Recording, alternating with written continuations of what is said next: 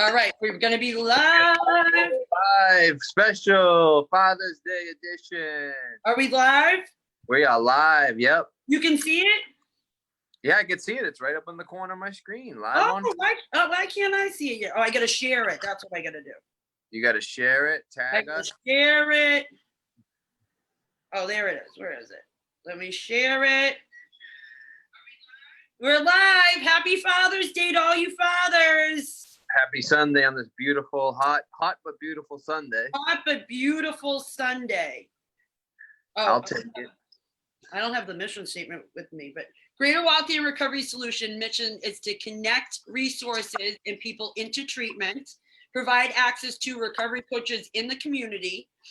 A big topic for Mike here is, provide extra support for veterans to give them the treatment that they so desperately deserve, get more treatment for veterans and scholarship people into sober living, right?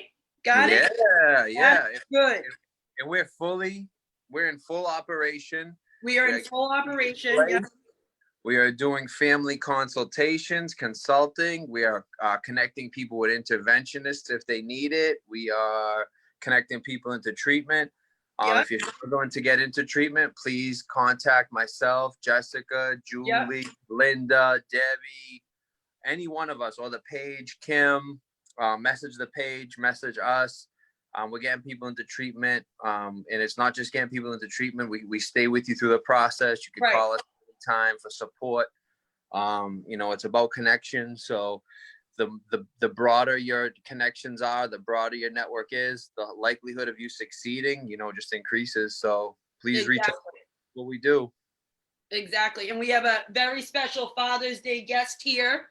I've shared a lot. It was about my friend Mike and his passing to this disease. We started this, Mike, I know it's going to be confusing. We're going to do two mics and then talking about another mic. So we're going to have mic number 1, number 2, and number 3.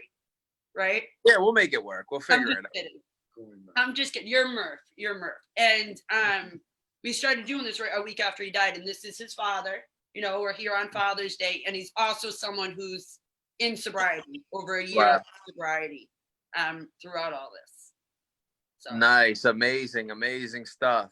Yeah. So is this your first Father's Day sober? No, actually it's my second. Second. I have a year and 4 months. Yep. Nice. Congratulations. That's funny you said that. That was a discussion today at the meeting at noontime. Yeah. I thought this was my first, and then I was corrected by Jess. This is my second. Well, because they say, a friend of mine told me this the other day, which I liked. It's like that you can apply it to anything, like give up one summer for the rest of them, or give up one Father's Day for the rest of them, anything we have to do, any sacrifice we have to make in order to find recovery, it's for the rest of because people will complain like, oh, I got to ruin my summer to go into treatment, but it's one summer for the rest of them if you do it the right way, Right, exactly. Well, so I got to swing the opposite. I used to take every excuse to go back out. Well, now I got to do it the other way. Right. Right. Yeah, exactly. And you already have a couple comments. So our friend, our social media superstar on our team, Kim, said, "Hi guys, happy Father's Day." To our two fathers on here, Michael and Michael, happy Father's Day. Linda said Murph. Kat said Murph, and then she commented about my hair. Thank you, Kat. It is straight. Colleen said, "I'm so proud of you." And Debbie said, "Way to go, Murph. Keep moving forward." So you got a couple comments. Look at that. We got a fan favorite already. I love it. Yeah. He has a lot of support. And our friend Bernie's sitting over here doing the puzzle here for support as well. So you can, Mike, if you want to ask questions or if you want him to go into whatever you want to do. Well, let's start it off, how we usually start it off. Like, tell us about what it was like when you were out there drinking, using. I don't know what your drug of choice is. Doesn't really matter. Drug of no choice, because once we pick up, we really have no choice in the matter. So, tell us about what that looked like a little bit, if you feel comfortable. If not, drinking. I just drank. I drank my whole life. I mean, that's the way we grew up. Booze was big in our life. My generation was booze. Other generations click into different things. Ours was booze. Our God was booze, and I just I've been trying off and on to stop, and having problems with it all my life, and the schools recognize it, and they stuffed me in A when I was a kid. Wow. I was always just playing the program just to keep everybody happy, and so I could continue on and do what I had to do, and no one would bother me. But I succeeded in bringing the family up. I had a wonderful wife, which I lost 10 years ago, and her name was Kenna. God bless her. And we pulled together two great kids, and I was still doing it, but I was a function. I drank and I worked. I worked and drank. I just did what I had to do. And it just got old. A lot of problems came down the road. So long story short, finally I jumped into the program on my own. And it's been working out. I go one day at a time, that old saying, one day at a time. It's so big. It's so true. Moment to moment. Live in the moment and you'll be successful. When we start to think about the past and get caught up in the past, we start to worry about the future. That's when we're in trouble. So one day at a time, just live in the moment. I can't let too much get in the old noggin. I just got to take it easy. Right. That's right. Keep it easy. I learned that one, I've had my share of bumps and bumps, you know what I mean? But alcohol's definitely taken me to a ride. And And and you said before too that you've done, with Kenna's death, you weren't sober, right? And the difference between going through something sober and going through death not sober. And what did you say you picked? I would definitely, if you have to bury anybody that's really tired. I mean, a child is completely different. A child is off the charts. Yeah. We all bury people close to us. We bury our parents. We bury our friends. But when you bury a child, it is a whole different ballgame. It's not natural. It's something you dread your whole life after you have your children. You're always trying to keep them safe. Everything you do is around your children. You bring them up, you work your butt off to make sure they get the best. Right. And then this comes down the road. It's just, it's horrible. It's absolutely horrible. Well, I can't ever say I've experienced what you feel, because that's just a whole different level of any type of grief or loss. But I can say, what you said that stuck with me is you dread that from the day your child's born. That's your number one fear automatically. What right. If someone harms or hurts my kid, if I lose my kid, something like that. It's in the constant in your mind, 24 hours a day. It's been the bane of my bad thinking in the last 2.5 years since my son's arrived to this world. It's something that's always been there with me. And I'm is there something wrong with me? That's all I think about is I got to protect him. Something could happen. Something could happen. Something could happen. I drive myself crazy with it, and then when it comes and it comes to fruition, it's wow, I couldn't even imagine the magnitude of pain. Michael, as soon as you have that child, you're protecting that child forever. Forever. You you're not supposed to go to the grave first. Yeah. You know what I'm saying? Yeah. And I hope I do. Yeah. When it's the other way, you please. We won't. When it's the other, I don't want anybody out there ever to experience this ever. Absolutely. I mean, this is the worst thing I've ever had. And like I said, I buried my wife 10 years ago. Actually, this October. Yeah. Right. And it seems like yesterday for her. And when Mikey went, he brought back all of Canada. Right. You see what I mean? So then I'm sitting there, and next thing you know, COVID comes down the road, and I'm only a couple months into this kid, and they're telling us all to stay home, and you can't do this, you can't do that. I can't. The worst thing in the world for me to do was isolate. Right. I was ordered to do it. I had no choice. And you were 7 months sober when Mike died. 7 months sober when Mike died. And you got through it. I got through it. I had to, one day at a time. We were still doing bootleg meetings down at the shack. If anyone knows what that is, and we were doing them in the snow. It was snowing, and we're standing outside in the parking lot. Yeah. And there was a few people that showed up every single day. Just me going down there for an hour and being able to bark my problems out real quick helped me tremendously. So Jim, and I'm not a talker like that. Jim says, thinking of you, Murph. Tina Bibbo said, "Happy Father's Day, Big Mike." Tina Bibbo. Morris Smith says, "I love you, Murph." So for those who don't know, Michael passed away from an overdose, right? He passed away. It was 6 months ago today. He passed away from this disease, and so to just talk about that, that we tried with him, I can tell you what he did quick. I mean, Michael was doing really well. He'd come home. Michael served in the Marines. He went overseas. And while he was overseas and just got back, his mother was sick. And he had all this stuff going on. We'll go fast forward. And he was here. And him and I were in here right before Christmas when the Pats were playing. He went upstairs to fold some laundry. This is a kid that's doing good, guys. You know, like we all might have people on the sides that are telling us, I'm doing good, I'm staying straight. But you know what? Always look at them sideways. I learned that because they like to tell little tales, you know. Right. So he told me a little tale, I guess. He went upstairs and went to have a little party, and I never talked to him again. I found him upstairs 30 minutes later. That was the 21st of December. And that's when everything changed, my whole life. And it really does change your life. It makes you look at things differently. I mean, I'm still going through this. I came out of this in May. May was my worst month because I think I came out of my shock and I woke up to it. You know, I don't know, Mike. It's just, Kenna was one way, and I tell people this. And with Michael, the dirt road is the same, but the potholes are a lot bigger. Yeah.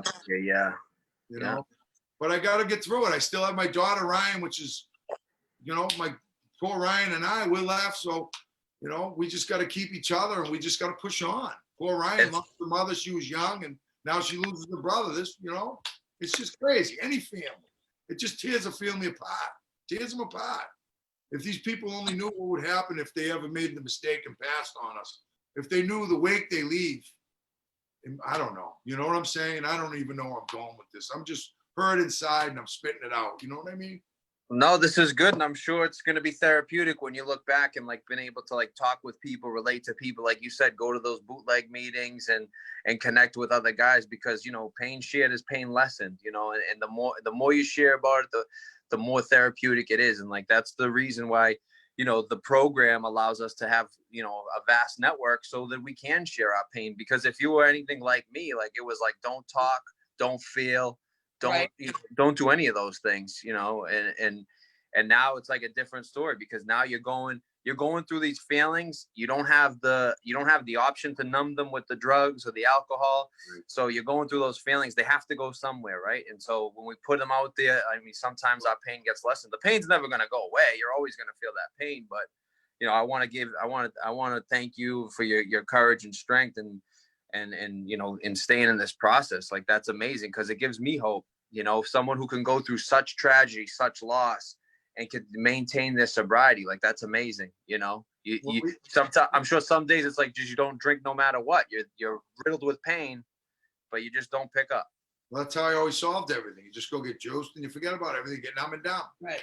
You know? And I'll never forget the day. It don't work. So Go to work. Yeah. It's all there tomorrow. So Mike died on a Saturday night, and the next day was Sunday, and we were all over here. I wanted to use, right? Because I remember we did our first show and you were, you know, very emotional. Yeah, I was. But that first day, that Sunday, he's who got me to a meeting. Yeah. This one right here. So even 7 months sobriety, right? So I'm a year ahead of him. 7 months sobriety, and here you never know, or it doesn't matter how much time you have, right? You can always help someone else. This man who lost his son got me to go to a meeting because I was done. I didn't want to go, and you were like, we have to go. Same thing at the funeral. You know, we know funerals, big drinking holidays, right? Special, you know, and we went to a meeting and we got the program and, you know, got us through it. Right. So we did it. You can't keep it in. And I had to, you know what I mean? I don't know. I just had to stay. I had to keep the plan. And Michael and I kind of promised each other when we were going through this mess. I was already sober. I mean, I just wiped the motorcycle out. I was in the hospital for a month. That happened his first year in sobriety too. You wiped a motorcycle. You got hit on a motorcycle. Correct. Right before this whole mess. I just got out of the hospital. Then I was back with Mike. I mean, I got more pipe in me than a flagpole. But no, it's Michael and I said to each other, I promised Mike, I'm going to stay the course. I'm not going to drink. I'm not going to pick up and he promised me. Well, right. I guess Mike didn't keep his promise, but I'm going to keep mine. That's it. I like that mentality. The promise was to him, and I'm going to keep it. Screw it. Now you're keeping a promise for yourself and for him. So you got two people holding you accountable. Right. It's working better, Mike, because every day's better. And my brain's better. I'm a better person. I mean, I can go on and on and on. Yeah. So, It's are all good. so have you ever, so in the past, have you ever had any lengths of sobriety prior to this year and a few months? 6 months, and I've been walking in and out of AA since the day I was in school. Wow, that's amazing. Wow. Yeah. So never more than 6 Uproad. months. But I love to drink. I love it. Yeah, right. Right. I mean, I had a blast, but it's Right. like, I went overboard. Way overboard. Way overboard. Yeah. Let me see what we have for comments. Let's So see that. What do we got? What do we got? we got, so I said, Morris Smith said, I love you, Murph. Mandy, hi, Mandy. Congrats on your new car. So proud. Yeah, congrats. Gifts That's and big girl sobriety. stuff. You know, being sober, the things we can get cars, and it's exciting, right? And she got a nice car too. We What's did that? that, Mandy. Like a maroon Honda Accord, right? Yeah. Don't read her license plate number out loud too. No, then we'll save that. We'll save that for another show. Save that for another show. And then Jim said, Murph, it is my greatest fear too, and I admire your courage to talk about your loss. It helps me so much. Thank you. And then Kim said, big hugs, Murph. Debbie said, Mike, I have the same fear with my son. He is clean today, and all I can do is pray. You know, the devil called and ran to him. And then same thing, Kim G said, my oldest son can't come back to Mass for fear of picking up again. And that's something that Mike had the same situation with. Yep. You know, he was afraid to come back to this. He knew, you know, one of the last conversations I had with him, he goes, as soon as I get back to this state, I want to use. Well, one thing I did when I was with this kid is I did everything in my power to keep him from getting himself in trouble, like getting put in jail or put in a hospital. Because Michael wasn't really like, you know what I mean? He was in the stages of heading in the wrong direction, really. Right. It was time we could stop him and everything would have been okay. Well, I was right now with all I know and what's all has happened, I wouldn't mind sticking his butt in jail in a second. Oh, of course. If that meant it kept him alive, absolutely. At the time, I would have fought tooth and nail to keep him out. You see what I mean?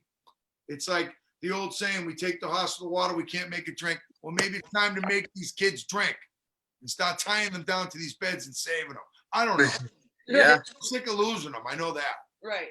Well, I mean, that goes back to like the old MAT debate, you know, a lot. Right. I mean, we've come a long way with the MAT, like medically assisted treatment, Suboxone, methadone, Right. you know, the people who are like hardo, like, you know, 12 steppers who like abstinent, like that's all well and good. Yeah, that worked for me. But like, I'd much rather have some of my friends back that like on Suboxone or on methadone and like just know that they're alive and safe and, you know, they can sustain and they can use whatever substance they need in safety because, you know, it's medically assisted treatment. No one's ever died of a Suboxone overdose, you know, Right. I don't think. So we don't know what we don't know. You know, Right. we don't know at the time. If you had known a year ago or 6 months ago, this year would, but you know, what happened has to change. It changes all of you. You know, it changes. Ryan, I got to give a shout out. Ryan Murphy, Murph's daughter, said, hell yeah, she's on. She was struggling trying to watch it. Hi, Ryan. You should be so proud of him right now. He's doing awesome. One of our fan favorites, Michael's mom, Teresa, Hi, Mom. happy Father's Day. Thank you. And Caitlin said, we love you. And Teresa said, happy Father's Day to all the dads. So I just got a question to talk about what Mike was like.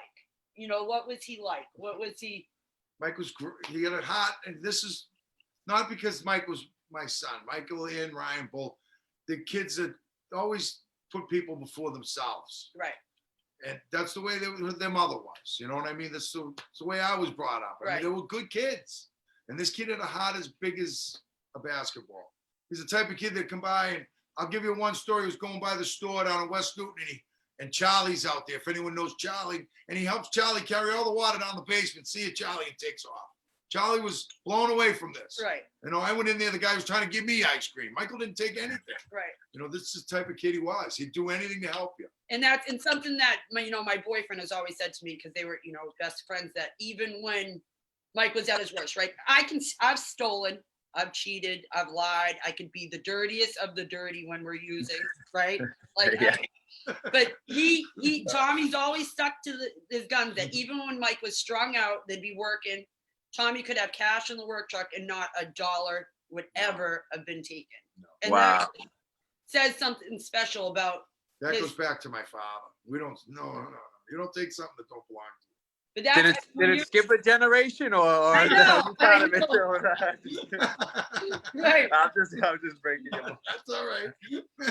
Right. But I wanted to throw this in there quick, like when Jessica brought up about the veterans, I went through this with the VA with Michael, and I had problems with him up there, and to get him out. And remember, this kid was he was over in Iraq, so he was a vet, so he only had veterans. You see what I'm saying? He didn't have insurance, right. So I couldn't get him in the private sector because right. the VA. So you go with their plan or no plan, and their plan was not working for Michael. Right. 4 days he was out, and that didn't do me any good. You know. Yeah, I mean that's one of the primary reasons that we want to raise funds for veterans to get them into treatment, not just sober living, but actual treatment, whether it's detox, whether it's residential level of care, because sometimes the VA, they're just not equipped. They're not equipped to deal with. There's a lot of them up there. I went up to that VA benefit. I couldn't. Michael come out with them all. Yeah. There's a lot of young kids that don't know which direction they're going in, and they were over in that war, and they're home, and now they don't know what they're doing. They go out, they're back in 2 days. They go out, they're back. It's like a swinging door. Spin dry. And some of them don't make it back. Right. Yeah. And they're victims of PTSD. They got heavy trauma. Michael was diagnosed with it. Something happened with him. I don't know what it was. He had something, but his head, he had all that on his paperwork. Yeah. I don't know what it was from. Banged his head somewhere, but he's been banging his head his whole life anyway. So it just goes to show you, like what you said, he was a selfless kid. He was a compassionate kid, empathetic. So it's not a moral failing. It was more like he was treating his PTSD. The only relief he could find was in the drugs, whether it's opiates or whatever it was. Like he was treating something way beyond any of our measure. Like his reality was extremely painful, and he needed an escape from it. Right. I think it was his mother. Yeah. Because he was in the service the 4 years she got, and then she got sick at the end of his tour, and he never really got home to really spend a goodbye with her. You see what I'm saying? He might have and it was eating away at him, and he kept it in, and I know it was bothering him. It wouldn't. Him and his sister. I mean, they were young. Right. Yeah. Lost their mother young, and And it was quick too. A kid losing a parent young is like a parent losing the other way around. I mean. Yeah. Same feelings. Yeah, absolutely. That pain inside is worse than any physical pain I ever had. Yeah. Ever. So Ryan said again, hi. And then Butch is on. Butch is watching. Hi, Butch. Hi, Butchie. See, you got a lot of good support around you. Kathy said, happy Father's Day to all you dads. So Kathy Spencer Toronto said, happy Father's Day to all you dads. Thank you, Kathy. Thank you, Kathy. And so I guess one of the biggest things that we've talked about is that you went through this, you went through it, and the different emotions of grief, right? Like Mike knows more of the clinical side of it with his I really don't. I just use shit I hear and hopefully it sticks. Well, the drinking part of it, burying my wife, it just made it longer and worse. Because you don't grieve. You don't grieve. This is why I was saying when Michael passed, he brought my wife back because I was sober and I had to grieve the both of them. Because you never grieved, Kenna, because you were drinking. The drinking, yeah. Threw her in the bottle and put her down, you know what I mean? Which in my book was okay because it just kept me on that wherever, in another planet. But you also didn't know any better too. No. It probably, you never know, it could have saved your life. You could have maybe, wanted to hurt yourself or kill yourself or something like that. Sometimes the alcohol saves your life. It's what you need. It's your floating device, Mike, I went down the road with, I don't know. I mean, all I know is that I knew that if I picked up again, it wouldn't have worked out very well. And I certainly wasn't going to do it when I had to bury him because I was going to honor this kid the right way out. That's right. You need to get drunk and stupid. That wouldn't have worked out very well because it's just me left and my daughter. And before when Kenna went, I had my daughter, Michael, and blah, blah, blah. I could do what I wanted. They didn't need me. But this time was a little different. I was kind of at the center of the helm. You know what I mean? So I did it for, do it right. But your strength was like, I was blown away about it. That here's someone that lost their father. I lost my friend who I so desperately wanted to save. We feel it, Mike. That we're in this role of recovery coaches. We work in treatment. We should have known better. I should have known. What should I have done? I should have done something different. Yeah. I saw this coming. We'd have these conversations like, you feel that guilt, like I should be trained in this. Yeah, like but you can't write a script on this. No, Everybody's that's what I'm different, and you can't write this down in a book. You have to. Right. It's nuts. It's absolutely nuts. I mean, long days, long nights. I'm here by myself. The poor dog, she's deaf now because I've already drove her crazy. Arguments. I mean, seriously, you do what you have to do to try to get through. And like I said, when COVID came down the road, wow. Right. I mean, at least before, if it was normal circumstances, I could have hit meetings, friends. It was nobody. It was me and the dog. And that poor dog hates me now because I've told that dog a lot of stuff. Yeah. Honestly, you better get her therapy certified. Have her like as your therapeutic dog, so you can take her wherever you want. Yeah. And I'm sure there's a million people. Like I think of these poor people that people might have passed during the COVID, and here's the family by themselves putting them away. And and then my heart goes out to them because to have family and friends around you at a time like that, it helps. So important. So important. So yeah, and they couldn't even have like a proper send off if something happened in people are not. People think they're. Am I bothering you? No, you're not bothering me at all. It's nice to have people thinking and wearing. You know what I mean? It's kind of hard to explain, but to be alone is a whole different. Not good. So Judith Zachman said this disease is very, very insidious. Absolutely, like it's cunning, baffling. It's horrible. Julie from so Julianne said, "Love you, Murph. Happy Father's Day, dads." Hi, Julianne. Courtney Ross said, "Happy Father's Day, Big Mike." Thank you, Courtney. But we've also talked like before. You've had different situations that have happened at the cemetery that have connected you with other parents. Yes. Why don't you tell Mike about these? I met two parents up there they were when the stone throw on Michael's grave. Michael's in the veterans area, and around it's everybody. If you go to the veterans, the flagpole, he's in the Newton part of it. There's World War II, there's World War I, and then there's Newton boys. He's actually the only one in there from the Iraqi era. Everybody else is Korea, Vietnam. So he's the youngest kid in there. And there was a woman next that she was burying it. She just buried a 25-year-old kid a year ago. Yeah. Which, for the same thing. And for some reason, I went over and talked to her. Yeah. And I don't talk to anybody up there, but some people go over and talk to her. Wow. And then we hit it off. We talked, and it was nice. It's like AA. You're talking to somebody that's going through the same thing as you. And you connect. And right away, she lit up. Yeah. When we started talking. And then Jess and I were over and we saw this grave that a young kid was on it. We saw the prayer card on it, and we walked over and I saw a bracelet that said "Stigma Stops," something like that. So. And then I said, Jess, put it down. Here they come. She says, "Oh," I said, "The parents." And now we're out in the middle of it. Put it down. Yeah. I'm going, he's crazy. What is he talking about? It was the parents. They got out of the car and walked right over to me, and I had a conversation with the mother, and that was her son. And it was just her son's 1-year anniversary, another one. And how I knew that, me and Jess are like, whoa, just thinks I'm haunted or something. Right. So what do you guys think that is? Like, so what drew you to that first woman? You know what I'm saying? You're like I'm the type of person, if I see a stranger, I don't talk to them. I don't go up to them. If they talk to me, I'm friendly, whatever, but I'm the same way. So what do you think that is? What do you think drew you to her? I don't know. I don't believe in coincidences. I believe like a higher power is working on. I tell you what I think it is. You're gonna put me in a rubber room, so I think. No. Tell me. I want to know. You have to say it now. Well, no. I mean, who knows? I mean, a force, energy, something told me to go over to that woman and talk to her.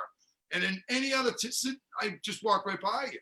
And she was close enough that I had to say something. Right. I actually had to go a little out of my way to say hello. Right. That was the thing that she was with me. Both times. Well, those are the things I feel like instill faith in us, you know, or let us know that everything's going to be okay. It's just like a sign that there's something much bigger than us that's putting this all together. I hope they went to somewhere better than this. But I think so. But even the feeling, you talked about having this feeling when he told me to put the rock down. We saw a car pull up, right? How Put would the you rock feel down. like How many that? times have you heard that? I'm going, he's just being nuts. And he said, something just told me.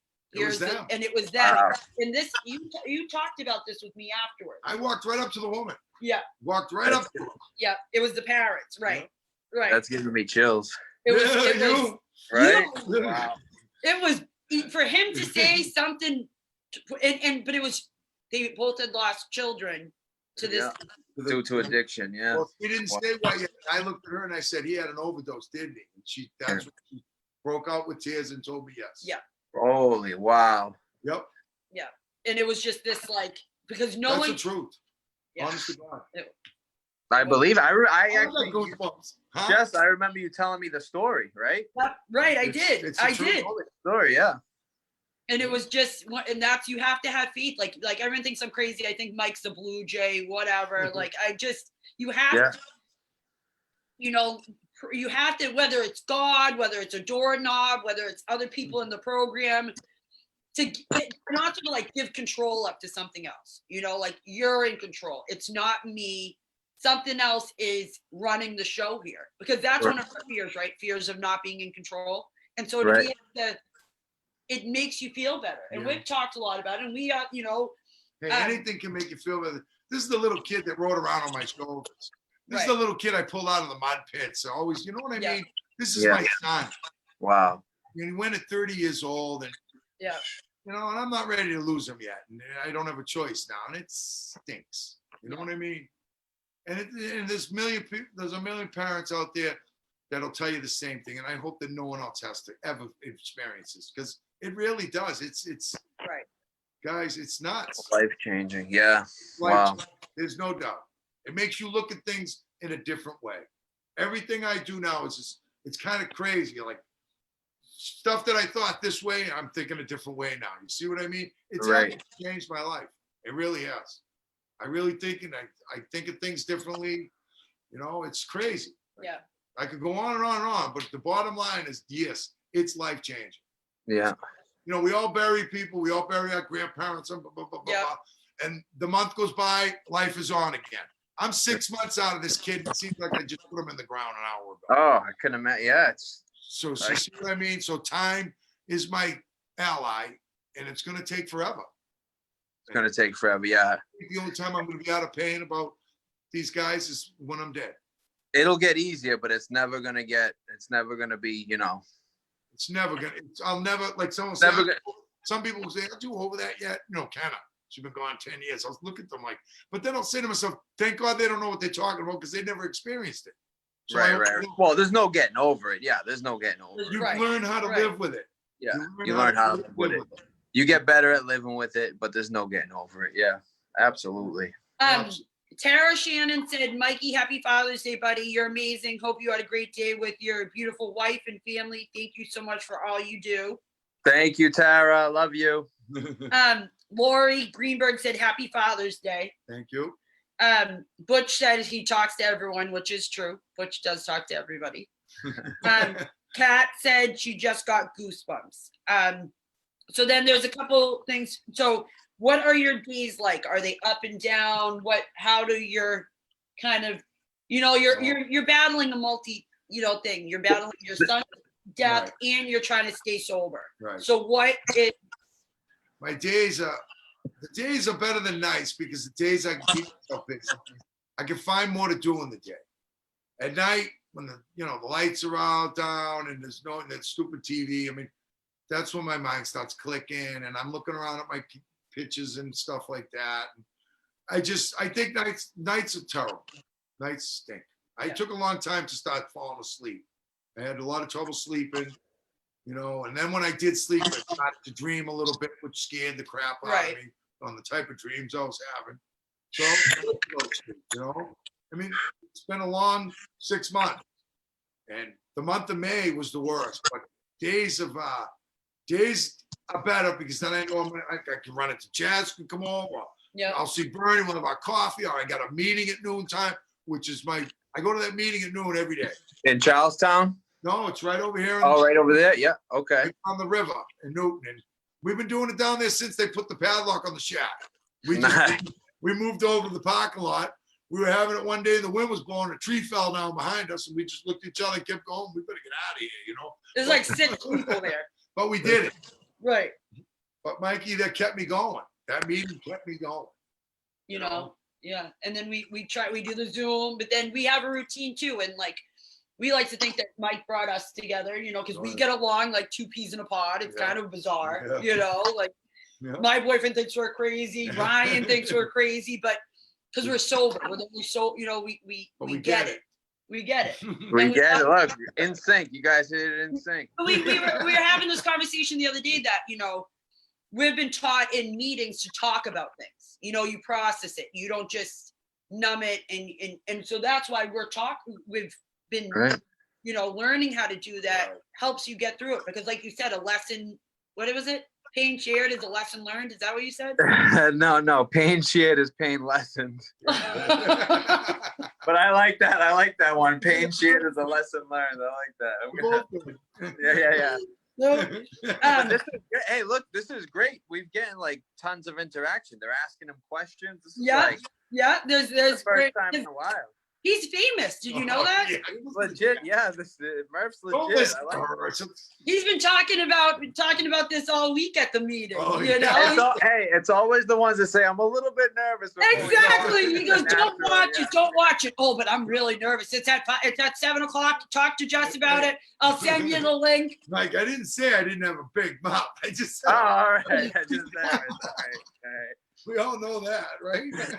So another. Do you think that it's genetic? You know, you're an alcoholic.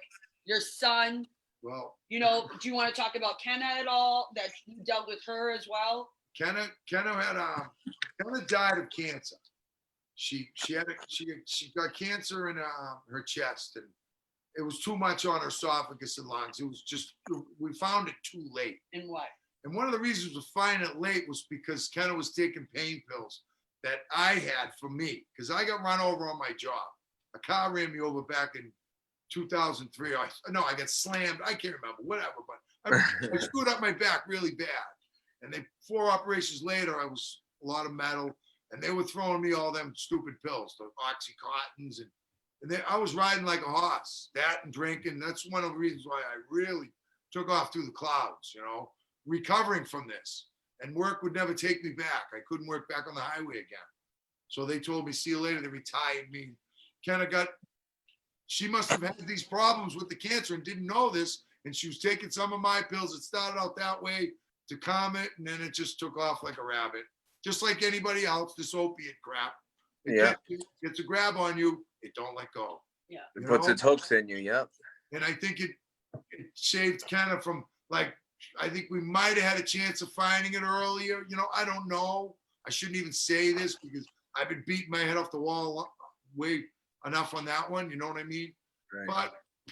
But in the long run, she didn't go through a long process and suffer. Right. So you always got to try to find the good stuff with the bad. You know what I mean? Find the silver lining. Yeah. She was loaded. So she would have a long road back if they could have did something, but they couldn't.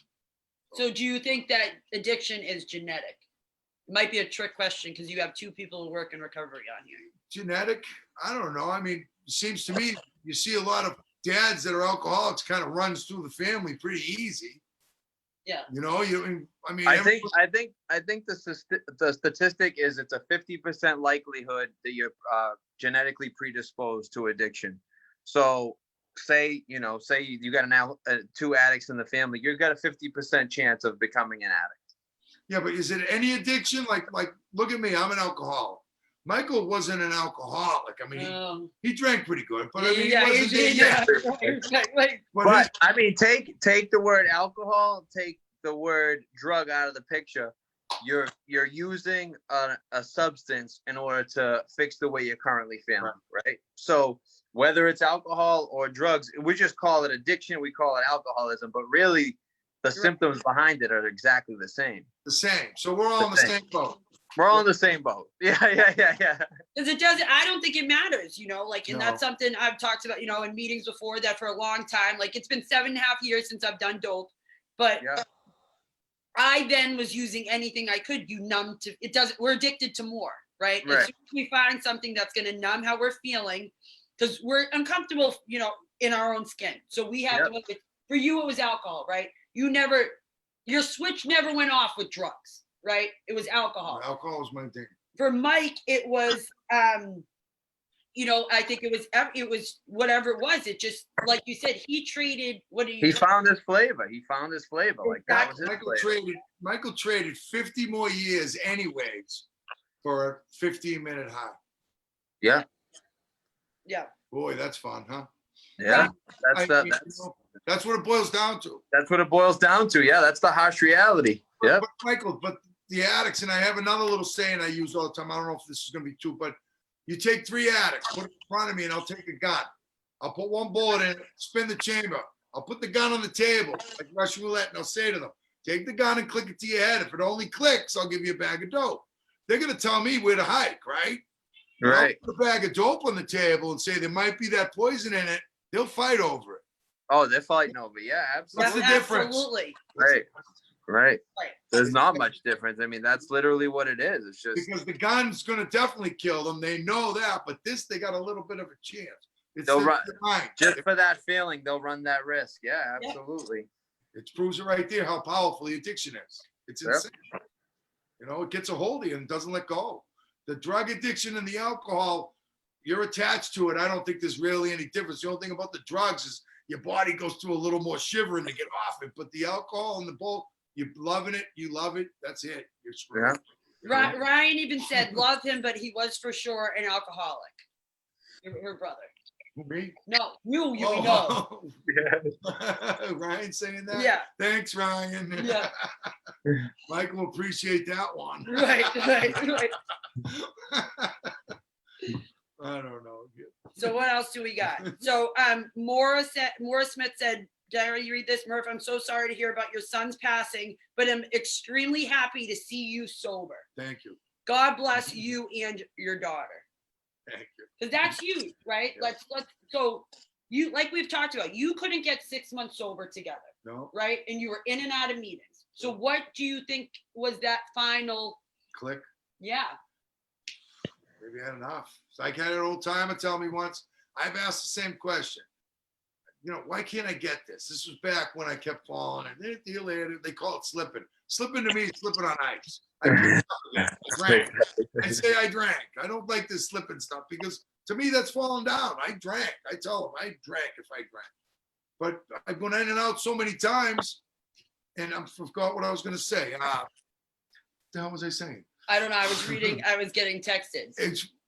It's oh God, let's go on. I forgot. Let's go on. I had a good thing for you too. You'll get it back. That's all right. We'll get it back. It's that alcoholic brain. I got that when I smashed the motorcycle up. I banged my head a little too hard. Yeah. I just wiped out a little while ago. Yeah. So when you decided to put the alcohol down, was it just AA meetings, or did you do treatment of any time? Did you go to detox? Did you do any type of treatment, or just straight AA? 12 steps. What else did you use? That's a great question. That is a good question because this step was straight AA. I just went off. I put the drink down on St. Patrick's Day, and that was the end of it. And I just didn't pick it up again. And I got back in the program. But what I knew where to go, Mike, because like I said, ever since I was a kid, the schools used to make me go to AA. They found me flopping around in the hallway with a bottle of whiskey in my pocket in 8th grade. You know what I mean? So they said they wrote your detention down to a church basement. They didn't know if I had a problem yet. Well, we might have a problem. So they sent me to AA, and God bless them, out the Wallace program, which ran it back then. We'd all get in a van by the flagpole, and they'd take us to AA meetings down at the shack in the 70s. And we'd go there and sit there, and then it got more and more and more. And next thing I know, they made me go all the way to 12th grade. Yeah. Wow. But I'd leave and go drinking with my buddies and just have to continue this. I got caught a few times. But I tell people I learned where the program was. Right. Because I had to sit in there and I had to listen to people. I didn't put my hand up. I wasn't part of it because I didn't want any part of it. Right. I was forced to learn. And Arthur Wallace said to me, Murph, one of these days you're going to walk in that door yourself. And you don't want to know what I said back to him. Right. We're not supposed to swear, No, so I don't want Can't to tell you. That's it. So Arthur was a good man, and he saw me a long time ago. But you know, I mean, look at us. I mean, kids. I started young. I mean, Right. junior high. Can you imagine them finding a junior high kid flopping around in the hallway today? They'd probably put him on the CNN. Yeah, right. Back then, they just kind of called my mother.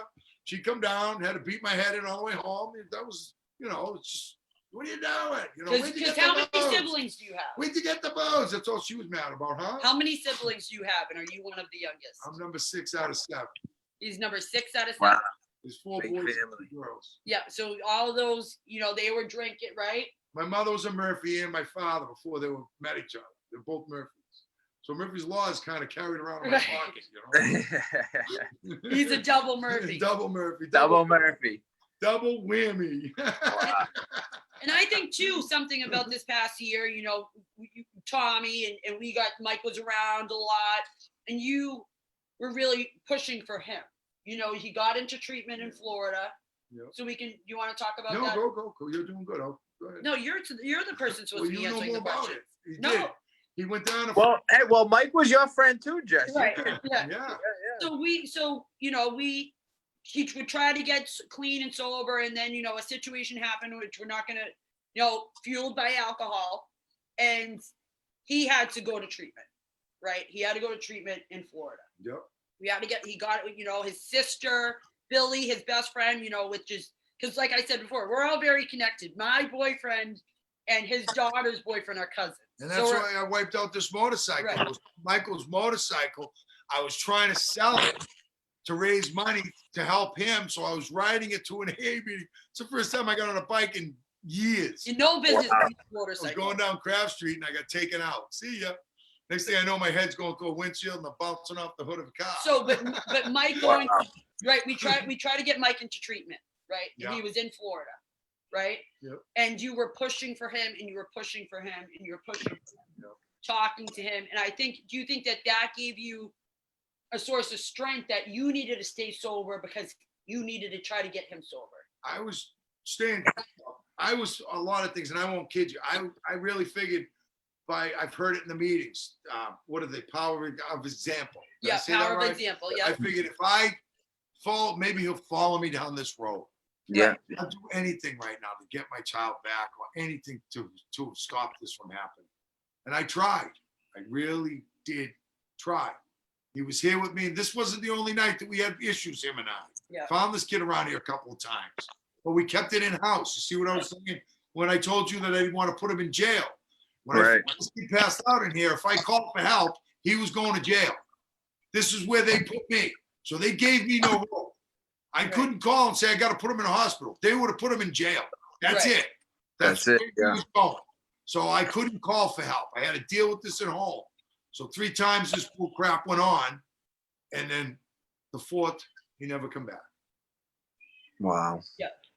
You know, and you try, and like, I tried CPR. I did everything. I won't even get into that. It was upstairs. It was something that nobody on this planet should ever do. Never. Yeah. The face every single day. I Right. see this kid's face. all right, we're all right. You know, we can be emotional about it. No, I'm all right. You know, it's tough. You know, you're a father that's It's never. just something you shouldn't go through. I don't know. I'm saying to myself, would I have been happier if he wiped his motorcycle out and splattered himself on a tree? I mean, and then I'm scratching my head going, listen to what I'm thinking. Right. Yeah. What's the difference? That, but this is my mental thinking. I'm just trying to look for a way out, I think. I don't know, Mike. I don't know. I really don't. I know it's crazy and it stinks. And there's a stinks. lot of people out there like this. I know that.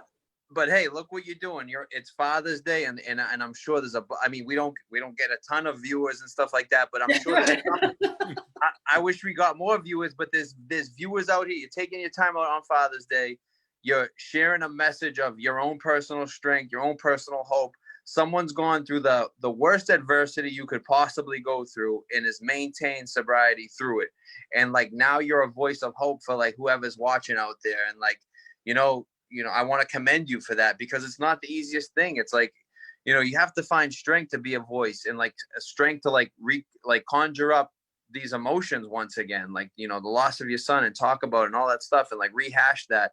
But like, you're doing it with the purpose of helping someone. And like, all the pain and all you're going through will never get easier. And like, it'll never equal what you're doing for people right now, will never equal like the love of your son, or like your son being present with us. But you're taking your experience, you're taking like your loss, and you're providing service to others with it, and that's very commendable.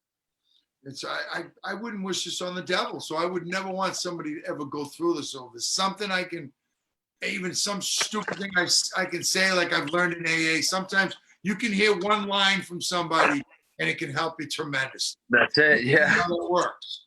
I'd sit there and listen to 5 people and be bored out of my mind in the meeting. Yeah. One guy will get up there and say something and make that whole meeting worth being.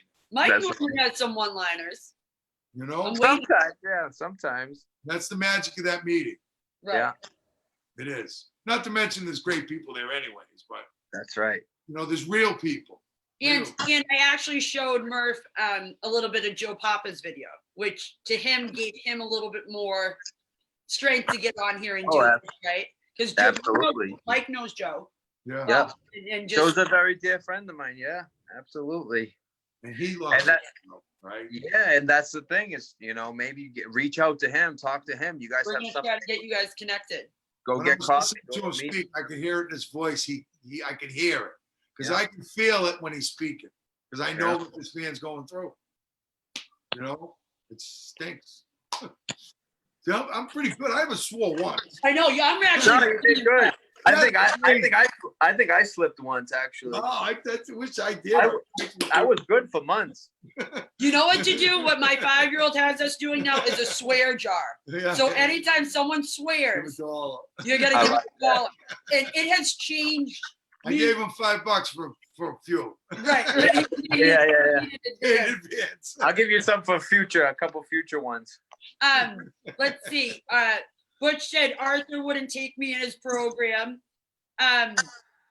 Let's see. Teresa said, so sorry for your loss. Thank you for sharing and God bless. So that was Mike's mom that just said that. Thank you. Thank you very much. I think especially when we're using, our parents can, Mike's mom, my parents, like when we're using, that's our biggest fear. And so to see it, another. You want to know how much this kid was loved? 5 of his buddies that were in the Marines with him the following weekend came here, went up to his grave and had their own little ceremony. Yeah. Wow. Remember, we buried him on the 26th of December. That's Christmas. Yeah. That wasn't easy. No. So a lot of people were off on Christmas. So all them guys got together. They flew in here for one day. They went up the grave. They did their ceremony. They came back here, visited his pictures, and then they left. And what was so beautiful? Guys that served with him. So went through the Marines with him. One of his good friends, Mike, in the Marines, whose also name was Michael Patrick. Michael Patrick. He did a beautiful eulogy, and he put his 1-year chip in Mike's coffin because he had just on 1 year. He was That's beautiful. Him and Michael went through everything together. Yeah. From day one on. Yeah. They were like brothers. They still are, but obviously. Angelo Paolini said Murphy was a solid dude. He was. Angelo, hi Angelo. You gotta say hi. I did. Okay, you wait. So we have what? Nothing. Go ahead. You're doing great. You're doing great. See, it's easy. Mike's easy to talk to. He knows he gets it. You feel less nervous? No, I'm not nervous. You're not Less nervous. We're almost done. I know we only have a few minutes left. I've screwed worse than this in lifetime. Believe me. Yeah, right. Nothing to be nervous about. People out there know me. They know. Right. Exactly. They probably can't. If I can mess it up, I will. Yeah. So what do you think your biggest thing is to put out there, and what my biggest thing is about being sober through this, and because if you can do it, like I say it all the time, it's incredible. Well, I mean, if you want, it's the sober part's up to you. I mean, you got to want it yourself, and if you want it that bad, do what I did is I said, I took it one day. I'm still doing it. Don't get me wrong here, guys. I'm not cured and I'm going to go outside and have a good time here. Right. But Right. I go one day at a time. Sometimes it's down to the hour. And if I have to bang my head off the wall a couple of times by myself, I will. But I just go one day at a time. I keep it easy and simple. That's what they tell me to do. All those little sayings on the walls in that place, they all have a meaning. But that one day at a time is the biggest one for me. It works. I don't listen. I don't care about tomorrow. I don't care about yesterday. I live for today. We only have today, right? We only have today. I mean, and you know, and another thing is, like, what do I say all the time? Just to never go to bed angry, because you never know who's going to wake up in the morning. Right. Wow, that's a good one. I like that one. You know, always be happy and settle your problems before you go to hit the pillow. That's it. You'll sleep a lot better too. Yeah. Exactly. Yeah. So I think, and I just think it's important, you know, it was Father's Day today. I think you did a great thing coming on here and talking with us. You know, it's just me. I feel better too. See, look at you said exact, and Mike even said that. He said you'll feel better after doing it. Yeah.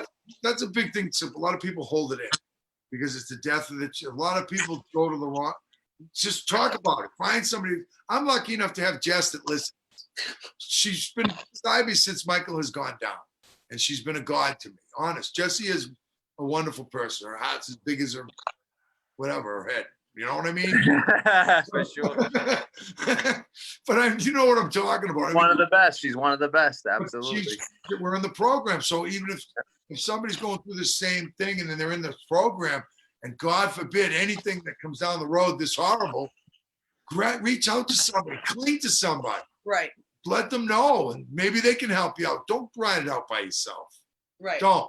Because if you ride out by yourself, you're going to be thinking too much. The little devil on this side, the little idiot on this side, and then they're going to argue, and one of them's going to win. And if it's that one, the one that you don't want to win, then you're up the creek. You're I've screwed. always- Then you're screwed. It's rationalization and justification. So that's what's going to get us to use and drink. And You know, rationalize it and justifying. I mean, it's See, you got clinical terms too, Jesse. I know. I guess so. Like rationalization and justification. Oh, Tina Bibble goes, she does have a big head. Me? Thanks. I just have big hair. I don't have a big head. Kimberly, it's just big hair. So, and then we'll wrap. So Kimberly said, thanks for sharing, Murph. Thank you. And Debbie said, Murph, thank you for sharing with us. God bless you. Thank you. So I think we did good. You know, Yeah, you did great. so I'll try to say the mission statement again for anyone out there. You know, we're trying to look for donations so that we can get people into sober living, so we can get more treatment for vets. We are trying to do that. So if anyone has any ideas, send them our way. I think I did read all the comments. Let me just make sure. So Butch says, time for a commitment, Murph, and that he'll throw $100 up front to my son's swear jar. So that's good. Thank you. So Greater Waltham Recovery Solution, our mission is to connect people into treatment, which we are still doing. If you know someone that needs help, reach out to us. We are a free service. We are looking for donations for the scholarshiping people into sober living, but we are doing all this for free right now. Connecting with resources in the community, recovery coaches in the community, treatment for vets, right? And I think I said it all. And so our founder, Julie Bunch, our co-founder, Debbie Moore, our social media superstar, Kim G, Mandy McGowan, Linda Powell, Richie Evans, and us. That's it. Woo! Happy Sunday, everyone, and hope everyone has an amazing Father's Day. If he can have this amazing Father's Day, so can you. Michael, And don't forget, leave the world a better place than you found it. Mike, say hello to your kids. Thank you. All right, brother. All right, bye. Thank Good talking to you. Hi, everybody.